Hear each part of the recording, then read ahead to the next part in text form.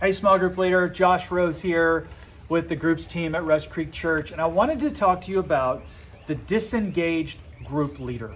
We've all had them in our groups. It's really difficult to get through to someone who's disengaged with the whole group experience. They sit there, they play on their phone, or they don't even respond during discussion time. They kind of eat their food. Maybe they're social, maybe they're not, but they're just kind of, it's clear that this is not a thing that they're interested in doing. You don't know if their spouse brought them there. You don't know if guilt brought them there. You don't really know why they're there. They're just disengaged. And their day-to-day life is probably like yours and mine, filled with responsibility, a job, a family, hobbies, something. And so when they come home after those activities are over, they want to come to a backyard. They want to have their dogs out running, the umbrella up and the pool going, and it just be a place for them to unwind and take a breath. So when it comes time for small group, they're just not real thrilled to be there. You don't really know why. So what can we do about it? What can we do as small group leaders? I've got some tips for you that I think are going to be helpful for you. At least they've served me well in the past. So hopefully they'll serve you well. So three things to think about. First is the group relevant to the issues in their life? Now we know in the science of learning that something has to be relevant to the actual day-to-day activities, the issues, the problems in their lives before someone will give themselves over to learn it. As an adult, children and teenagers are different, but as an adult, it's gotta be relevant. So whatever you're providing in your small group, is it relevant to what's going on in their life? That's something to think about because it could take you down a kind of an exploratory search of, maybe it's not. If you're just working through a book of the Bible and just tossing out questions that have no relevance to this person's life, maybe that's why they're disengaged.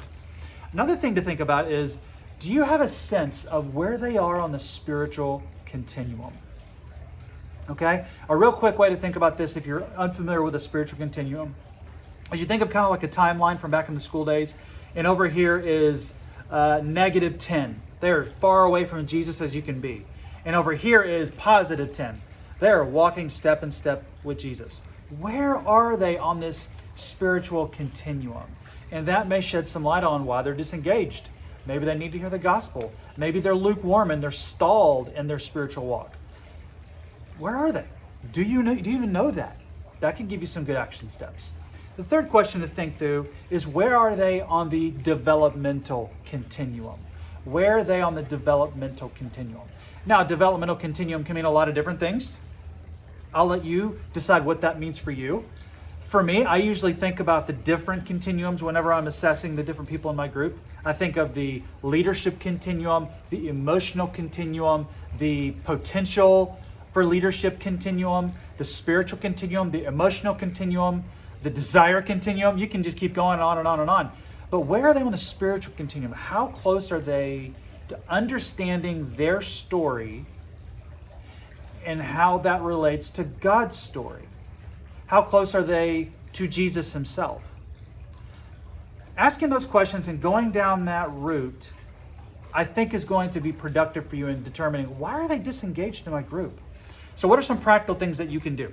Those are some questions you can engage, but what are some actual practical things you can do today? So I've got three things for you there. First is to nurture your relationship with this person. Get a sense of their story.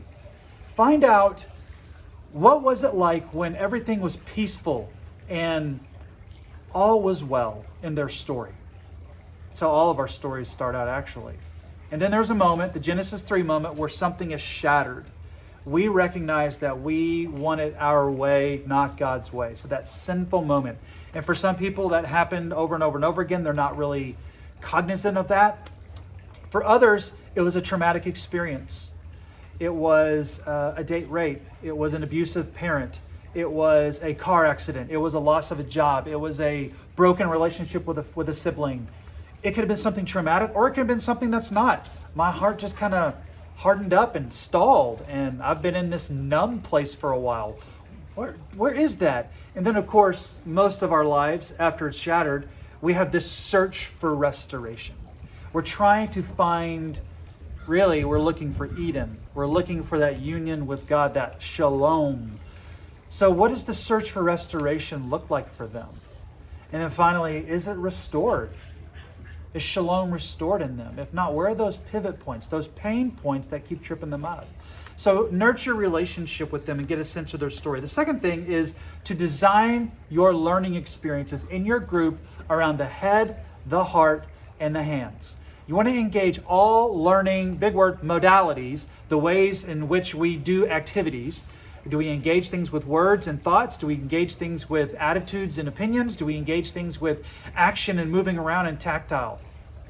Engage your learning experience to vary it up. And what you're doing is you're trying to find that pivot point to where they become from disengaged to engaged. What is it that gets them excited? So play with the learning experiences, and I think you're going to have some luck. And the last suggestion is find out what makes them curious. And then how does what makes them curious connect with following Jesus? Maybe they're really into fantasy football, or maybe they're really into scrapbooking and crickets. That's it, man. This is life. This is what the disengaged person deals with. So find out what makes them curious and use that and design learning experiences around what makes them curious, but then help them connect. Help them connect their curiosity with the Christ life. And I think you're going to see the pivot go from disengaged to engaged. See you later.